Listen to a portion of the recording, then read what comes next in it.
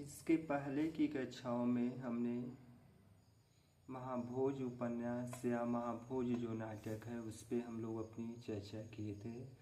हमने उसमें देखा कि बीसू की मौत हो चुकी है और मौत किन वजहों से हुई है उसके बारे में हम लोग अपनी बातचीत करेंगे। इस कक्षा के माध्यम से हम लोग यह जानने का प्रयास करेंगे कि जो सरोहा में उपचुनाव होने वाला है उसमें जो बीसू की मौत हुई है वह एक अवसर के रूप में विभिन्न प्रकार की जो राजनीतिक पार्टियां जो सत्ता के केंद्र बिंदु पे बनी हुई थी उस समय,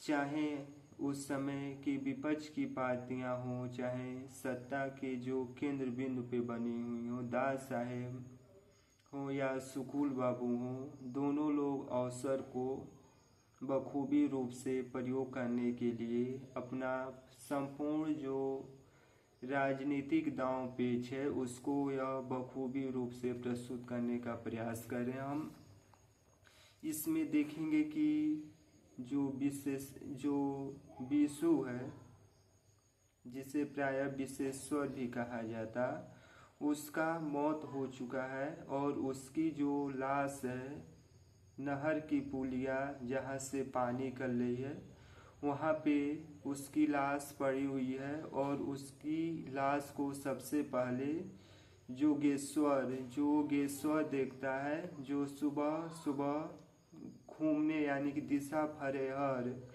जिसे सुबह घूमने के लिए गया है और सबसे पहले लाश जोगेश्वर देखता जो पुलिया के पास पड़ी हुई है। सरोहा में देखा जाए तो शीघ्र ही उपचुनाव होने वाला है। उस प्रदेश के जो मुख्यमंत्री हैं दास साहेब हैं तथा विरोधी पार्टी के नेता सुकुल बाबू हैं।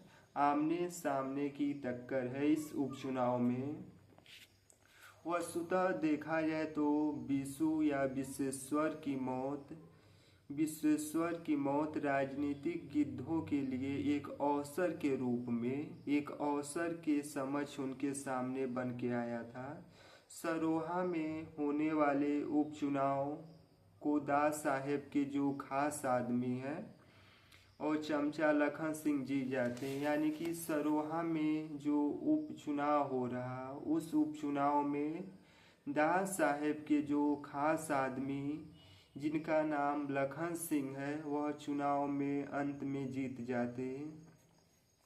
और इन सभी पूरे प्रक्रम के दौरान DIG सिंह का प्रमोशन मिलता और शहर में अलग अलग 3 पार्टियां चलती हैं और इन पार्टियों में आए हुए लोग उस प्रकार से शराब कबाब हवाब का सेवन करते हैं जैसे कोई गिद्ध मांस का टुकड़ा से रेसा रेसा नोच कर वह खाता, ठीक उसी प्रकार से यह लोग उन पार्टियों में भोजन का सेवन और दावत कर रहे हैं।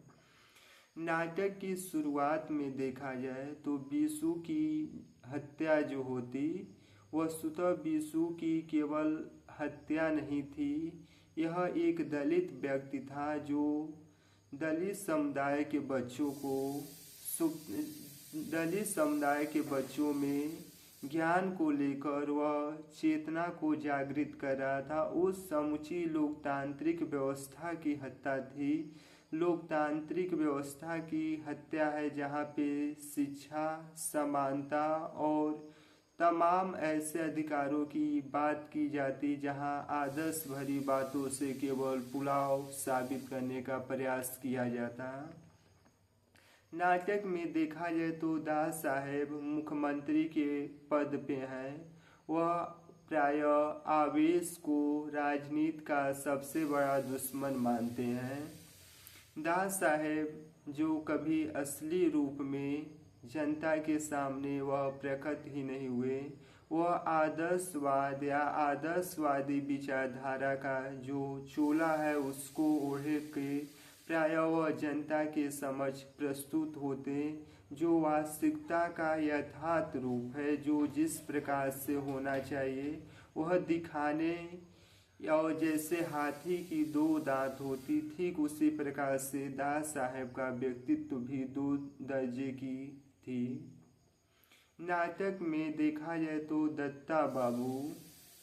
दत्ता बाबू जो पात्र हैं वह मशाल अखबार के संपादक हैं। इस अखबार में बीसू की मौत का हेडलाइन छपा रहस्यात्मक मौत के नाम से, यानी कि महेश बाबू यानी कि दत्ता बाबू ने अपने जो मशाल नामक पत्रिका है उसके वह संपादन करते हैं। उसमें बीसू के मौत का जो हेडलाइन है वह रहस्यात्मक मौत के नाम से छपता है। और इसी पत्रिका पे, जिसका नाम मशाल है, इमरजेंसी के दौरान प्रायः अश्लीलता का आरोप लगाकर इस पत्र को बंद कर दिया गया था। नाटक में सुकुल बाबू जो थे वह भूतपूर्व मुख्यमंत्री थे। इस बार वे कांग्रेस के टिकट से चुनाव लड़ते हैं, किंतु अपने विपक्षी लखन सिंह से हार जाते। यानी कि जो सुकुल बाबू यानी कि सरोहा में जो उपचुनाव होने वाला है वहाँ पे एक सीट खाली है। उस जगह पे जीतने के लिए सुकुल बाबू जो पहले उप मुख्यमंत्री हुआ करते थे वह कांग्रेस पार्टी से चुनाव चिन्ह लेकर उस जगह से चुनाव लड़ते। लेकिन दत्ता बाबू जो है उनके जो प्रत्याशी लखन सिंह हैं उनसे वह चुनाव में हार जाते हैं। वस्तुतः सुकुल बाबू एक अमर्यादित, आचरण भ्रष्ट और विवेकहीन, गाली गलौज करने वाले एक भ्रष्ट नेता के रूप में पाठकों के सामने प्रस्तुत होते हैं। जोरावर सरोहा गांव का जमींदार है, यानी कि जोरावर सरोहा गांव का एक जमींदार है तथा गरीबों और शोषणकर्ताओं यानी कि जो भी गरीब है उनका वह शोषण करता। इसके साथ साथ जोरावर दास साहेब जो हैं उनके वह खास व्यक्ति है और उनकी पार्टी को या यूँ कहें उनको वोट दिलाने में उनकी भूमिका महत्वपूर्ण रहता है। जोरावर ही बीसू की हत्या कर पुल के पास उसको फेंक देता, यानी कि जोरावर ही बीसू की हत्या कर पुल के पास फेंक देता। नाटक में सक्सेना यानी कि उपचुनाव होने के कारण विश्वेश्वर जो बीसू है उसका मौत प्रायः राजनीतिक पार्टियों के लिए एक अवसर के समक्ष प्रस्तुत हुआ। उस मौत की जांच करने के लिए प्रायः एसपी सक्सेना नामक एक आईपीएस अधिकारी उस मौत का जांच करने के लिए उस गांव सरोहा में आते और यह एक कर्तव्यनिष्ठ और ईमानदार व्यक्ति हैं। दास साहेब नहीं चाहते कि बीसू की जो हत्या का मामला है वह सक्सेना के हाथ में पड़कर, यानी कि दास साहेब यह नहीं चाहते थे कि जो बीसू का मौत हुआ है उसको सक्सेना उन मौतों का उजागर करे। इसलिए वह अनेक प्रकार के तिक्रमबाजी लगाकर सक्सेना को निलंबित कर देते हैं और बिंदा को वह गिरफ्तार करवा देते हैं। दास साहेब की इशारों पे ही बीसू की जो मौत का मामला है वह डीआईजी को सौंप दिया जाता है। जो डीआईजी नकली रिपोर्ट तैयार करके बिंद्या थी उसको हत्यारा साबित कर देते। अर्थात बीसू का हत्यारा जोरावर था, लेकिन दास साहेब नहीं चाहते थे कि इसका खुलासा हो, इसलिए अनेक तिक्रमबाजी करके प्रायः एसपी सिन्हा को निलंबित करके इस मामले की जांच पड़ताल करने के लिए वह डीआईजी को रिपोर्ट सौंपते। डीआईजी प्रायः जो बिंदा है उसको मौत यानी कि बिंदा को ही उस हत्या के रूप में शामिल कर लेता। बिंदा विश्वेश्वर का दोस्त था।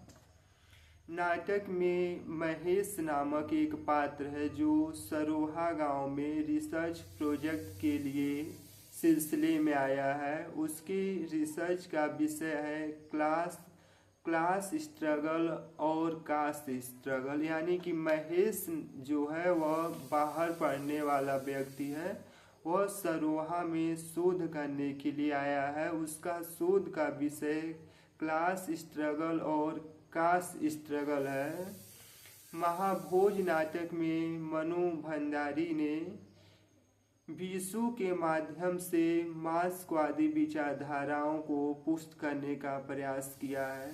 सरोहा गांव के जो थानेदार हैं जिनका नाम भैरव सिंह है, वह 1 नंबर के लंपट है। वह अनैतिक, प्रायः जो गरीब और दीनहीन व्यक्ति हैं उन पे वह शोषण एवं कहर करते हैं। बिंदा पहले शहर में नौकरी करता था, लेकिन बाद में, धन्यवाद।